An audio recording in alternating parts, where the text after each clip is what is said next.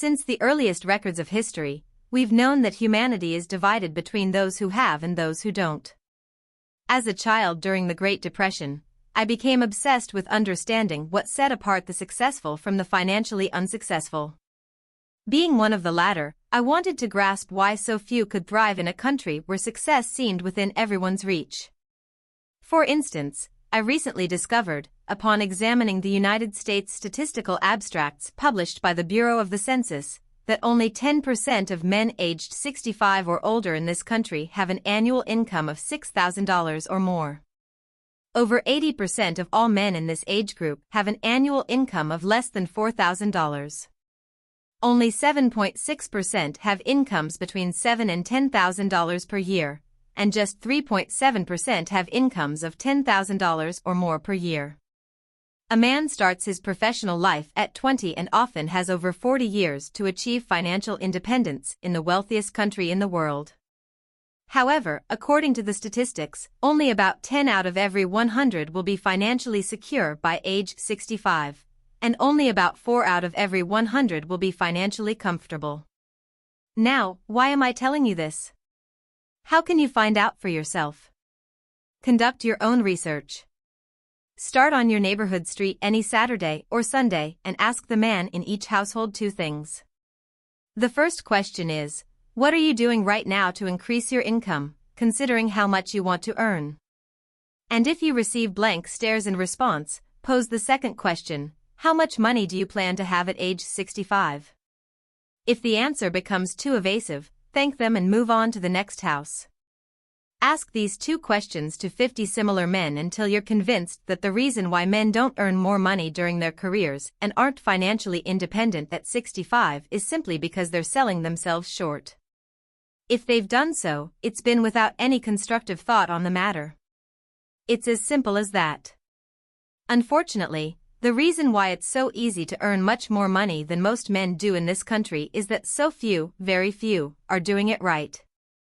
So, it's a competition without competition, which is enough to worry the few who are actually in it. The few who are truly in the race can all be winners. Some finish ahead of others, but even the man who finishes last in this race will be financially secure. Most people, over 90%, aren't even in the race. To prove this, ask yourself the 2 questions from the survey. Up to this point, what have you planned to do to increase your income?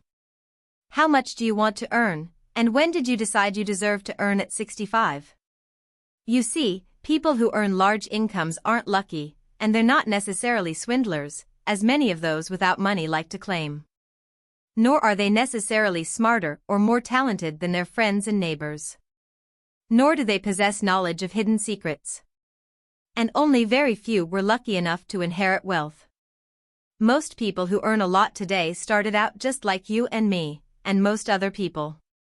The only difference between men who earn a lot and those who earn little is that those who earn a big income decided to earn more. People focus on what they've chosen to do to earn more. You see, a woman who isn't thinking about baking an apple pie for dinner tonight will never think to look up the apple pie recipe. Without the decision to make the pie, there's no motivation to look up the recipe. A man who isn't thinking about driving his car to St. Louis, Missouri, or to Nacogdoches, Texas, will never obtain road maps showing how to get to St. Louis or Nacogdoches. And a man who never decides to earn more money will never think to learn to look up the rules for earning more money. You see, people do what they've decided to do.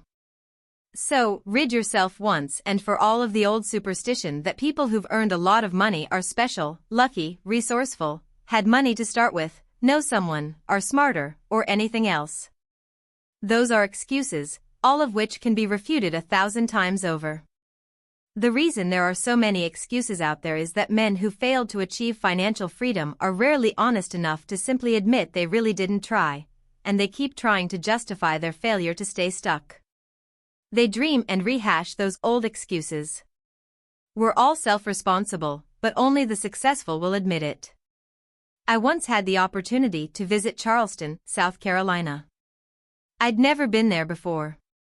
So, I hailed a cab to take me to the historic downtown.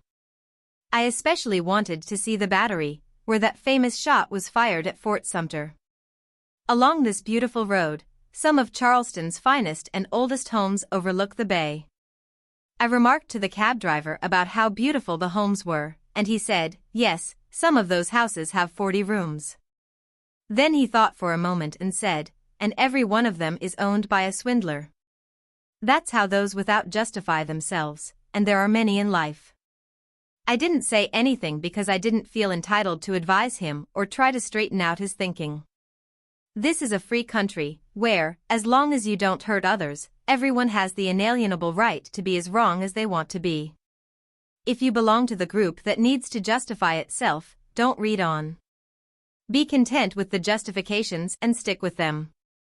If you belong to the group that doesn't have to justify itself, and you'll find yourself there one day after you're really doing well, don't waste your time trying to change the thinking of the group that's wrong. It's not worth it.